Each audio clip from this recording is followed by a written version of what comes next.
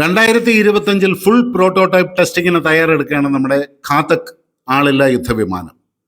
Unmanned combat aerial vehicle UCAV എന്ന് പറയുന്ന കാറ്റഗറിയിലുള്ള ഘാതക് ഒരുപാട് സവിശേഷതകളുമായിട്ടാണ് തയ്യാറെടുത്തുകൊണ്ടിരിക്കുന്നത്. ഒന്നാമതായിട്ട് ഇതൊരു സ്റ്റെൽത്ത് വിമാനമാണ്, ശത്രുക്കളുടെ റഡാറിൽ ഇത് പതിയില്ല. രണ്ടാമതായിട്ട് നമ്മൾ തദ്ദേശീയമായിട്ട് നിർമ്മിക്കുന്ന കാവേരിയുടെ ഡ്രൈ എഞ്ചിനാണ് ഇതിൽ ഉപയോഗിക്കുന്നത്. മൂന്നാമത്തെ പ്രത്യേകത എന്താണെന്ന് വെച്ച് കഴിഞ്ഞാൽ ഇതൊരു ഫ്ലൂയിഡിക് ത്രസ്റ്റ് വെക്ടറിംഗ് ടെക്നോളജിയും കൂടെ ഇൻകോർപ്പറേറ്റ് ചെയ്തിട്ടാണ് വരുന്നത്. ത്രസ്റ്റ് വെക്ടറിംഗ് ടെക്നോളജി എന്താണെന്ന് എല്ലാവർക്കും അറിയാം. ഒരു എയർക്രാഫ്റ്റിൻ്റെ മനീവറബിലിറ്റി, അതായത് ചടുലത വർദ്ധിപ്പിക്കാൻ വേണ്ടി ഫ്ലൈറ്റ് കൺട്രോളുകളുടെ കൂടെ തന്നെ അതിൻ്റെ ജെറ്റ് പൈപ്പിൻ്റെ ഡിറക്ഷനെ നമ്മൾ അങ്ങോട്ടും ഇങ്ങോട്ടും മാറ്റിക്കൊണ്ട് അതിൻ്റെ ത്രസ്റ്റിനെ നമുക്ക് വേണ്ട രീതിയിൽ പല ദിശയിലേക്ക് മാറ്റിക്കൊണ്ട് വിമാനത്തിൻ്റെ തിരിയാനും വെട്ടിച്ചു പോകാനുമുള്ള കഴിവുകളെ വർദ്ധിപ്പിക്കുന്ന ടെക്നോളജിയാണ്. പക്ഷേ ഇവിടെ ഘാതകിൽ നമ്മൾ ഉപയോഗിക്കുന്ന ത്രസ്റ്റ് വെക്ടറിംഗ് ടെക്നോളജി ആണെന്നുണ്ടെങ്കിലും മെക്കാനിക്കൽ ആക്ച്വേറ്റേഴ്സോ അതുപോലെയുള്ള മൂവിങ് കോമ്പണൻസോ ഉപയോഗിച്ചിട്ടുള്ള ഒരു ത്രസ്റ്റ് വെക്ടറിംഗ് സംവിധാനമല്ല. അതിന് പകരം എന്താണ് ഉപയോഗിക്കുന്നത്, അതെങ്ങനെയാണ് വർക്ക് ചെയ്യുന്നത്, ഘാതക് വിമാനങ്ങളുടെ പ്രത്യേകതകൾ എന്തൊക്കെയാണ് എന്നെല്ലാം നമുക്ക് വിശദമായിട്ട് ഈ വീഡിയോയിൽ ചർച്ച ചെയ്യാം. എല്ലാവർക്കും നമസ്കാരം. എൻ്റെ പേര് രഘുനാഥ് ചൈതന്യ. ഞാൻ ഒരു ഇന്ത്യൻ എയർഫോഴ്സ് വെറ്ററനാണ്. ഈ വീഡിയോ ഇഷ്ടപ്പെട്ടെങ്കിൽ ഈ ചാനലൊന്ന് സബ്സ്ക്രൈബ് ചെയ്യാനോ ലൈക്ക് ചെയ്യാനോ ഷെയർ ചെയ്യാനോ മറക്കരുത്. ഓക്കെ, അപ്പോൾ ഇവിടെ ചെയ്യുന്നതെന്ന് പറഞ്ഞു കഴിഞ്ഞാൽ ഘാതക് വിമാനത്തിൻ്റെ എക്സോസ്റ്റ് നോസിലിനുള്ളിലേക്ക് ഒരു ചെറിയ എമൗണ്ട് ഓഫ് ഫ്ലൂയിഡ് ഇഞ്ചെക്ട് ചെയ്യുകയാണ് ചെയ്യുന്നത്. ഈ ഫ്ലൂയിഡ് എന്ന് പറയുന്നത് ഒരുപക്ഷെ കംപ്രസ്ഡ് എയർ ആകാം, അല്ലെങ്കിൽ ചെറിയ എമൗണ്ട് ഓഫ് ഫ്യൂൽ ആകാം. എന്തായാലും ഇതിനെ എക്സോസ്റ്റ് നോസിലേക്ക് ഇഞ്ചെക്ട് ചെയ്യണം. അപ്പോൾ എന്ത് പറ്റുമെന്ന് വെച്ച് കഴിഞ്ഞാൽ ഈ ഇഞ്ചെക്റ്റഡ് ഫ്ലൂയിഡ് എക്സോസ്റ്റ് ഗ്യാസസുമായിട്ട് ഇൻട്രാക്ട് ചെയ്തിട്ട് അതിനെ ഒന്ന് ചെറുതായിട്ട് ഡിഫ്ലക്റ്റ് ചെയ്യിപ്പിക്കും. ഒരു സ്പെസിഫിക് ഡിറക്ഷനിൽ നമ്മൾ എവിടെയാണോ ഫ്ലൂയിഡ് ഇഞ്ചെക്ട് ചെയ്യുന്നത് അതിനനുസരിച്ചിട്ടുള്ളൊരു ഡിറക്ഷനിൽ ഇതിനെ ഡിഫ്ലക്റ്റ് ചെയ്യും. ആ ഡിഫ്ലക്ഷനിൽ എയർക്രാഫ്റ്റിൻ്റെ ഡിറക്ഷനും നമ്മൾ വിചാരിക്കുന്ന രീതിയിൽ മാറിക്കിട്ടും.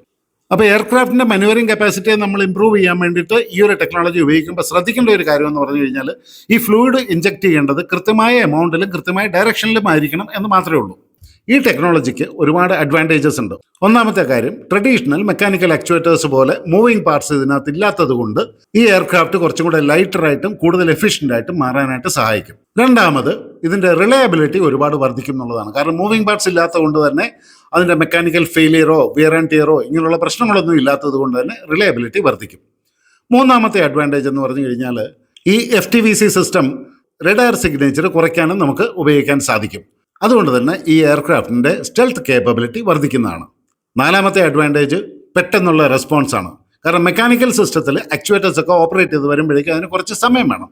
ഇവിടെ എന്ന് പറഞ്ഞു കഴിഞ്ഞാൽ പെട്ടെന്ന് തന്നെ ഇതിന് റിയാക്ട് ചെയ്യാൻ സാധിക്കും. കാരണം സിസ്റ്റം എല്ലാം എപ്പോഴും റെഡി ആയിട്ടാണ് ഇരിക്കുന്നത്. പെട്ടെന്ന് ഇതിൻ്റെ ഇൻപുട്ട് കൺട്രോൾ ചെയ്യാനും എയർക്രാഫ്റ്റിൻ്റെ എജിലിറ്റിയും മാനുവറബിലിറ്റിയും വർദ്ധിപ്പിക്കാനും നമുക്ക് സാധിക്കും.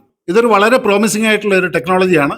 എന്നിരുന്നാലും ഇതിന് നമുക്ക് കണ്ടിന്യൂസ് ഇമ്പ്രൂവ്മെൻറ്റ് കൊണ്ടുവരേണ്ടതുണ്ട്. അപ്പോൾ ഇതിനകത്ത് ഫർദർ റിസർച്ചും ഡെവലപ്മെൻറ്റും എല്ലാം കണ്ടിന്യൂസ് ആയിട്ട് നമ്മൾ നടത്തുകയും വേണം. അമേരിക്കയുടെ F-35, F-18 വിമാനങ്ങളും അതുപോലെ തന്നെ യൂറോഫൈറ്റർ, ടൈഫോൺ വിമാനങ്ങളിലും ഇത് ഉപയോഗിക്കുന്നുണ്ട് എന്നാണ് അറിയാൻ കഴിഞ്ഞത്. ഇനി ഘാതകിൻ്റെ മറ്റുള്ള ഫീച്ചേഴ്സിലൊക്കെ നമ്മൾ കടക്കുകയാണെങ്കിൽ ഇതിൽ ഒന്നാമത് വരുന്നത് സ്റ്റെൽത്ത് ഡിസൈൻ തന്നെയാണ്. വളരെ കുറഞ്ഞ റഡാർ ക്രോസ് സെക്ഷനുള്ള ഒരു വിമാനമാണിത്. അതുകൊണ്ട് തന്നെ എനിമി റഡാർസിന് ഇതിനെ കണ്ടുപിടിക്കാൻ വളരെ ബുദ്ധിമുട്ടായിരിക്കും. ഇതിൻ്റെ വളരെ സ്ലീക്ക് ആയിട്ടുള്ള ഫ്ലൈയിങ് വിങ് ഡിസൈൻ ഇതിൻ്റെ റഡാർ റിഫ്ലക്ഷൻസിനെ ഒരുപാട് മിനിമൈസ് ചെയ്യാൻ പ്രാപ്തമാണ്.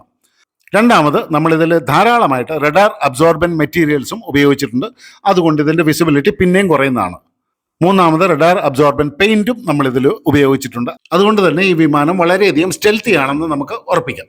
പിന്നെ ഇതിൻ്റെ പവർ ആൻഡ് പെർഫോമൻസ് നോക്കുകയാണെന്നുണ്ടെങ്കിൽ ഏകദേശം 52 kN ത്രസ്റ്റ് ഉള്ള ഡ്രൈ കാവേരി എഞ്ചിനാണ് ഉപയോഗിക്കുന്നത്. ഈ എഞ്ചിനിൽ ആഫ്റ്റർ ബേണർ ഇല്ലാത്ത വേർഷനാണ് നമ്മൾ ഉപയോഗിക്കുന്നത്. ഇതിൻ്റെ IR സിഗ്നേച്ചറും വളരെ വളരെ കുറവാണ്. പിന്നെ ഘാതകിൻ്റെ സർവീസ് സീലിംഗ് അത് വളരെ പ്രധാനപ്പെട്ട ഒരു ഘടകമാണ്. 30,000 അടി വരെ ഉയരത്തിൽ ഇതിന് ഓപ്പറേറ്റ് ചെയ്യാൻ പറ്റും.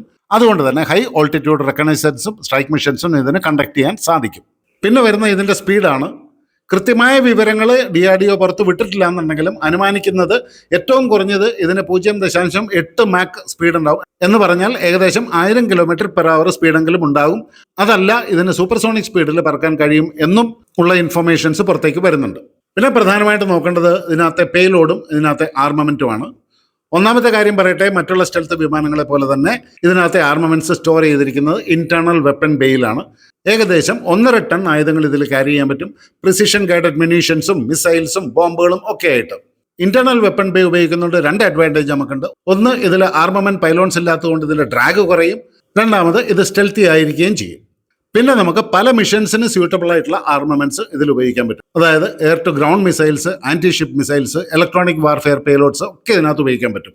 ഇലക്ട്രോണിക് വാർഫെയർ പേലോഡ്സ് എന്ന് പറയുമ്പോൾ ശത്രുക്കളുടെ കമ്മ്യൂണിക്കേഷൻ സിസ്റ്റം നശിപ്പിക്കുന്ന തരത്തിലുള്ള ആയുധങ്ങൾ നമുക്കിതിൽ ഉപയോഗിക്കാൻ പറ്റും. പിന്നെ ഇതിന്റെ ഓട്ടോണോമസ് കേപ്പബിലിറ്റീസും വളരെ പ്രധാനമാണ്. ഇതിൽ നമ്മൾ അഡ്വാൻസ്ഡ് ആർട്ടിഫിഷ്യൽ ഇന്റലിജൻസ് അൽഗോരിതംസ് ഉപയോഗിക്കുന്നുണ്ട്. അതുകൊണ്ട് തന്നെ ഇതിനൊരു ഓട്ടോണോമസ് ഓപ്പറേഷൻസ് സാധ്യമാകുന്നുണ്ട്. എന്ന് പറഞ്ഞാൽ വളരെ കോംപ്ലക്സ് ആയിട്ടുള്ള മിഷൻസ് ഏറ്റവും കുറവ് ഹ്യൂമൻ ഇന്റർവെൻഷനോടുകൂടി വളരെ നന്നായി ചെയ്യാനായിട്ട് ഇതിന് സാധിക്കും. പിന്നെ പലതരം മിഷൻസിന് നമുക്ക് ഈ വിമാനം ഉപയോഗിക്കാൻ സാധിക്കും. അതായത് ശത്രുക്കളുടെ ഒരുപാട് ഉള്ളിലേക്ക് കടന്നു ചെന്നിട്ടുള്ള ഡീപ് പെനിട്രേഷൻ സ്ട്രൈക്ക് ആയാലും, ഇലക്ട്രോണിക് വാർഫെയർ ആയാലും, അതല്ല ഇനി റെക്കണൈസൻസ് മിഷൻ ആയാലും, അതുപോലെ സർവൈലൻസ് ആയാലും, അങ്ങനെ ഏതൊരു എൻവയൺമെന്റിലും ഇതിനെ നമുക്ക് ഉപയോഗിക്കാൻ സാധിക്കുന്ന രീതിയിലാണ് ഇത് ഡിസൈൻ ചെയ്തിരിക്കുന്നത്. പിന്നെ വരുന്ന മറ്റൊരു പ്രത്യേകത എന്ന് പറഞ്ഞു കഴിഞ്ഞാൽ ഇതിന്റെ ടീമിംഗ് കേപ്പബിലിറ്റിയാണ്. മാൻഡ് അൺമാൻഡ് ടീമിംഗ് കേപ്പബിലിറ്റി എന്ന് പറഞ്ഞു കഴിഞ്ഞാൽ ഇതിന് മാൻഡ് വിമാനങ്ങളുടെ കൂട്ടത്തിലും ഒരു ടീമായിട്ട് വർക്ക് ചെയ്യാൻ പറ്റും, അൺമാൻഡ് വിമാനങ്ങളുടെ കൂട്ടത്തിലും ഒരു ടീമായിട്ട് വർക്ക് ചെയ്യാൻ സാധിക്കും. അതായത് നമ്മുടെ ആംക വിമാനങ്ങളോ അല്ലെങ്കിൽ സുഖോയ് 30 വിമാനങ്ങളോ ഒക്കെ എപ്പോഴും ഒരു ലീഡ് റോളിൽ പെർഫോം ചെയ്യാൻ കേപ്പബിലിറ്റി ഉള്ള വിമാനങ്ങളാണ്. അപ്പോൾ അതിൻ്റെ കൂടെ ഒരു ഫോഴ്സ് മൾട്ടിപ്ലയർ എന്നുള്ള നിലയിൽ കോഓർഡിനേറ്റഡ് ഓപ്പറേഷൻസിന് വേണ്ടിയിട്ടും ഇതിനെ ഉപയോഗിക്കാൻ പറ്റും. അപ്പോൾ ന്യായമായിട്ട് എല്ലാവരുടെയും മനസ്സിൽ വരുന്ന ഒരു ചോദ്യമാണ് ഇതിൻ്റെ ഇപ്പോഴത്തെ സ്റ്റേറ്റസ് എന്താണെന്ന്. ഇതിൻ്റെ ഡെവലപ്മെൻറ്റ് ഒരുപാട് പ്രോഗ്രസ് ചെയ്ത് കഴിഞ്ഞു. അതുകൊണ്ടാണ് ഞാൻ പറഞ്ഞത് 2025 ഇതൊരു ഫുൾ പ്രോട്ടോടൈപ്പ് ടെസ്റ്റിങ്ങിന് തയ്യാറെടുക്കുകയാണെന്നുള്ളത്. ഇതിനോടകം തന്നെ ഘാതക് UCAV ഇതിൻ്റെ ടാക്സി ട്രയൽസും autonomous take off and landing ടെസ്റ്റുകളും എല്ലാം കഴിഞ്ഞ് നിൽക്കുകയാണ്. ഇനി വരും കാലങ്ങളിൽ ഇത് കൂടുതൽ ഫ്ലൈറ്റ് ടെസ്റ്റിങ്ങിനും ഇൻ്റഗ്രേഷൻ ട്രയൽസിനും വിധേയമാകുകയും ചെയ്യും. പക്ഷേ ഇവിടെ കൊണ്ട് നമ്മൾ നിർത്തുന്നില്ല. ഇതിന് ഒരുപാട് ഫ്യൂച്ചർ എൻഹാൻസ്മെൻറ്റ്സ് നമ്മൾ പ്ലാൻ ചെയ്തിട്ടുണ്ട്.